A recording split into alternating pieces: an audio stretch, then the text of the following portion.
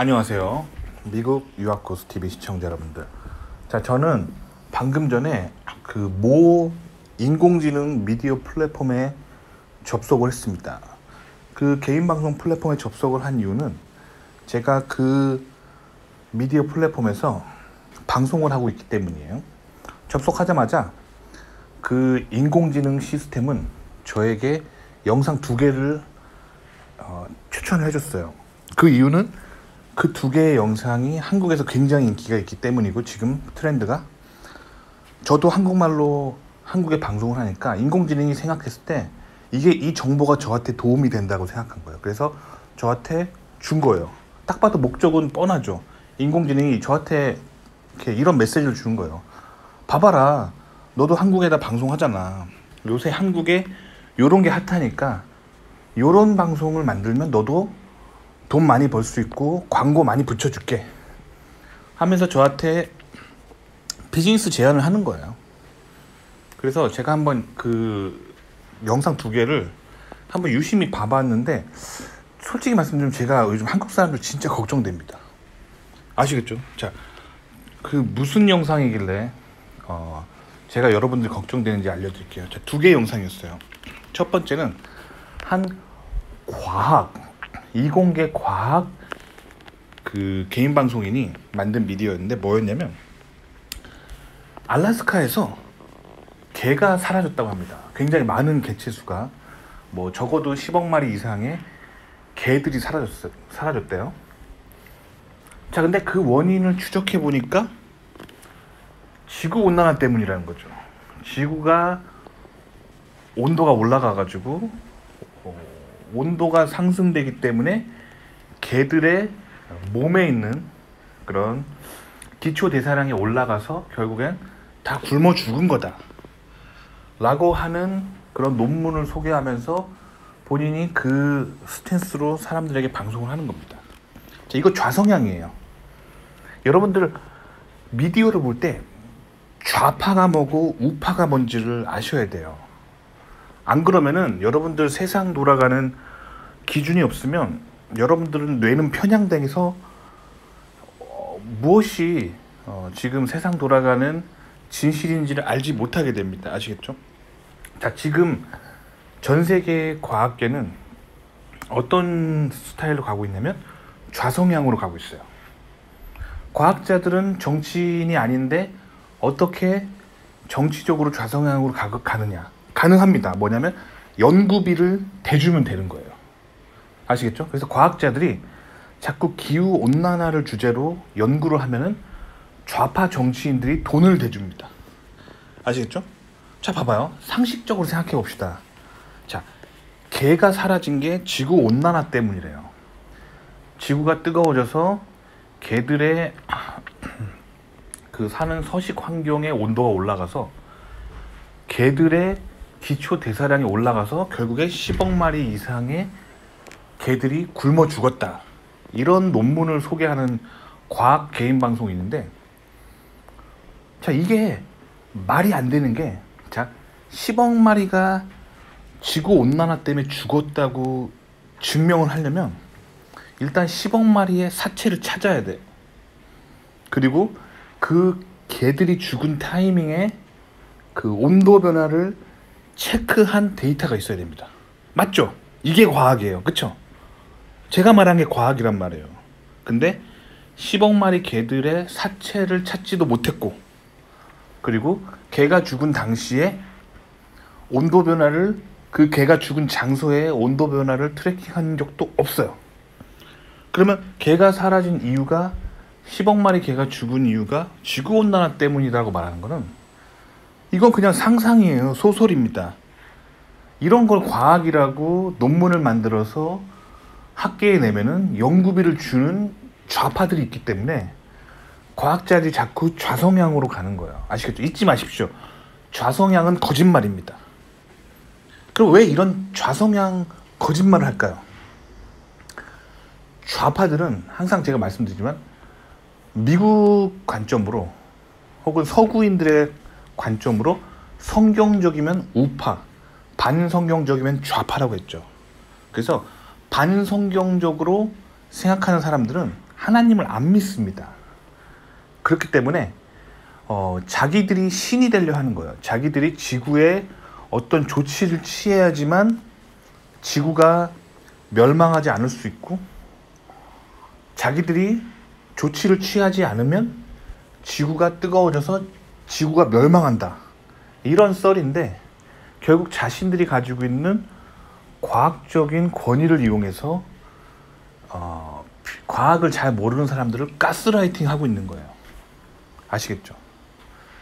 지구 온난화는 아주 큰 거짓말입니다. 그걸 여러분들이 정말 알고 싶으면 지구 온난화 관련된 논문을 다운받아가지고 뉴스가 하는 말, 남이 하는 말, 개인 방송인이 하는 말 듣지 말고요, 본인이 직접 연구를 해보세요. 그래서 지구가 더워지고 있다라고 제시한 증거들을 님이 진짜인지 그 로데이터가 정말 존재하는지를 파고 또 파보세요. 그러면은 진짜로 이렇게 여러분들이 도전을 해보면 알겠지만 증거가 없어요. 다 지어낸 얘기입니다. 정치가 뒤에 있고 정치인들이 돈을 대주니까 자꾸 그렇게 좌파 하는 거예요. 아시겠죠? 자, 두 번째, 이번엔 뉴스였어요. 한국 대형 뉴스에서 지금 쓰잘데기 없이 뭘 하고 있냐면, 자, 미국 뉴욕에 한인들을 취재했는데 미국 뉴욕에서 홈리스로 전락한 한인들을 집중 취재하는 거예요. 이것도 진짜 어이가 없는 게, 미국에 한인이 정말 많이 살거든요. 제가 알기로 미국의 한인이 거의 한, 제가 정확하게 좀 틀릴 수 있어요. 근데 최근에 제가 어떤 통계 자료를 봤는데, 한국 본토에 살고 있는 전체 인구 있잖아요. 한국인, 남한이라고 하는 면적에 살고 있는 전체 한국인 중에 그 인구의 약 10%에 해당하는 인구가 미국에 살고 있습니다. 그리고 미국은 한국인들이 이민을 가는 가장 1초이스로 선택하는 곳이 미국이에요. 그러니까 인구 소멸 위기에 있는 한국의 입장에서는 미국이 인구적인 인구를 잃는 라이벌 관점으로 봤을 때 미국은 한국의 최대 라이벌인 거예요. 그러니까 미국을 까야 되는 거예요. 미국 가면은 너네 홈리스 된다. 이거를 한국의 공중파 방송에서 이야기하고 싶어서 저 영상을 만든 거예요. 뉴욕의 홈리스로 전락한 한인들. 솔직히 말씀드릴게요. 저도 미국에 오래 살았거든요. 2008년부터 계속 미국에 살았잖아요. 유학 와서. 근데 미국에서 만나는 대부분의 한인들은 미국에서 성공했어요.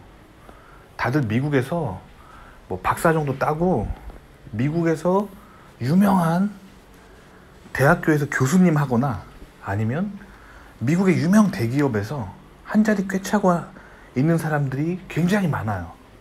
저는 또 그런 사람들만 보겠죠. 왜일까요?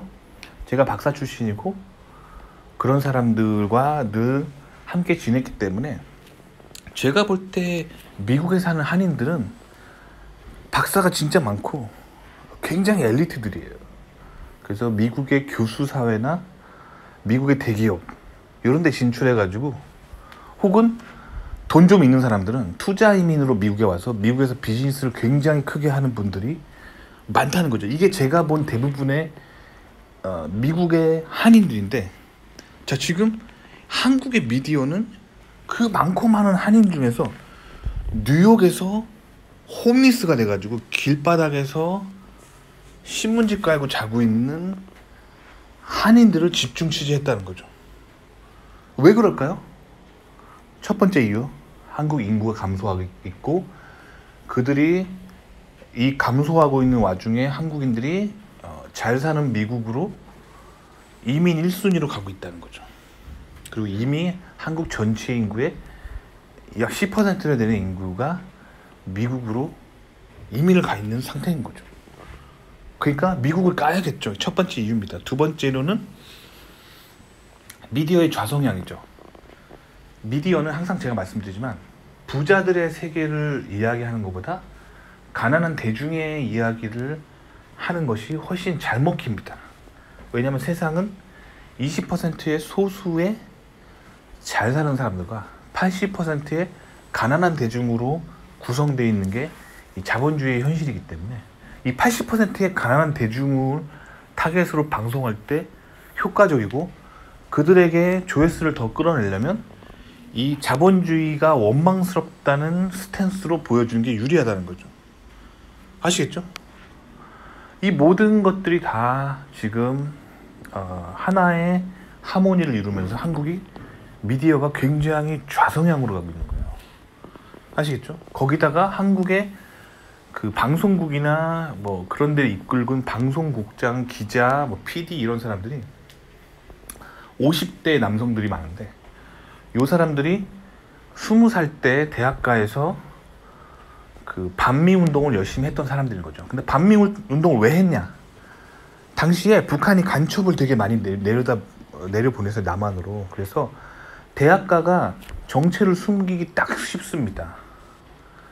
왜냐면 뭐 대학가 같은 자유로운 분위기에서 이제 동아리 같은데 요런데 위장한 간첩들이 들어와가지고 이런 반미 사상을 계속 퍼뜨렸다는 거죠. 이거에 영향을 굉장히 많은 받은 세대들이 지금 한국의 50대입니다. 그들이 지금 미디어에 많이 진출해 있어요. 그래서 한 자리 꿰차고 있죠. 한국이 그래서 심각한 좌성향으로 가고 있는 거예요. 저는 이 굉장히 요즘 한국의 미디어 보면서 되게 걱정됩니다, 여러분들이. 그래서 사실 항상 말씀드리지만 전 정치에 정말 관심이 없어요. 그런데 앞으로 다가올 시대가 대좌파의 시대라는 걸 알고 있습니다. 왜냐면 인공지능 때문이죠. 인공지능도 굉장히 똑똑해요. 그래서 이 우리가 살고 있는 사회가 20%의 소수의 부자들과 80%의 가난한 대중으로 구성되어 있다는 것을 굉장히 잘 알고 있습니다. 그래서 인공지능은 방송을 할 때 좌 스탠스로 항상 방송을 하는 걸 선호해요. 그러니까 여러분들 손에 폰 하나 다 가지고 있죠. 개인 방송 다 보시죠. 그 님의 손에 든 인공지능이 님을 계속 님한테 계속 야 왼쪽이 좋아 왼쪽이 좋아 왼쪽이 좋아 이렇게 계속 님을 편향시키고 있다는 거예요. 굉장히 위험한 시대이기 때문에 요즘 저는 그런 생각 가지고 있어요. 나라도 좌파 방송하지 말자라는 거예요. 저도 좌파 방송 하고 싶어요. 좌파 방송이 돈을 더 많이 벌어요. 제가 옛날에 실험도 해봤어요. 제가 말씀드렸죠. 제가 지금 구독자 10,000명을 기준으로 한 어떤 모 플랫폼이 있는데, 거기서 제가 한번 테스트를 해봤어요. 그 어떤 모 플랫폼에서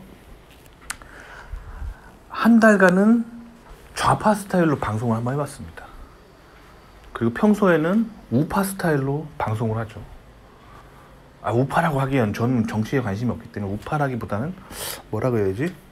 평소에 내가 생각하고 있는 성경적 가치관대로 방송을 한 거죠. 그렇죠? 그렇게 했을 때 성경적 가치관을 개신교인의 평범한 마인드로 방송을 했을 때 한 달에 한 20만 원 정도 본다고 보시면 돼요. 근데 제가 한 달은 실험을 해봤어요. 좌파 마인드로 방송을 해봤습니다.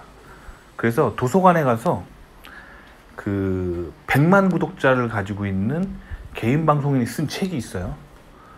내가 어떻게 뭐 개인 방송을 성공했는지에 대한 뭐 자서전 같은 건데, 그거를 좀 읽어봤어요. 근데 그 사람이 그렇게 얘기하더라고요. 구독자를 많이 끌고 방송의 광고 수익을 올리려면 레프트 스탠스를 취하라. 좌파를 취하라. 대중들은 좌파를 좋아한다. 대부분 가난하기 때문이죠. 그래서 저도 한번 해봤습니다. 그런데 그 달에 제 수익이 6배가 올랐어요. 그래서 그때 제가 130만 원을 벌었습니다. 아시겠죠?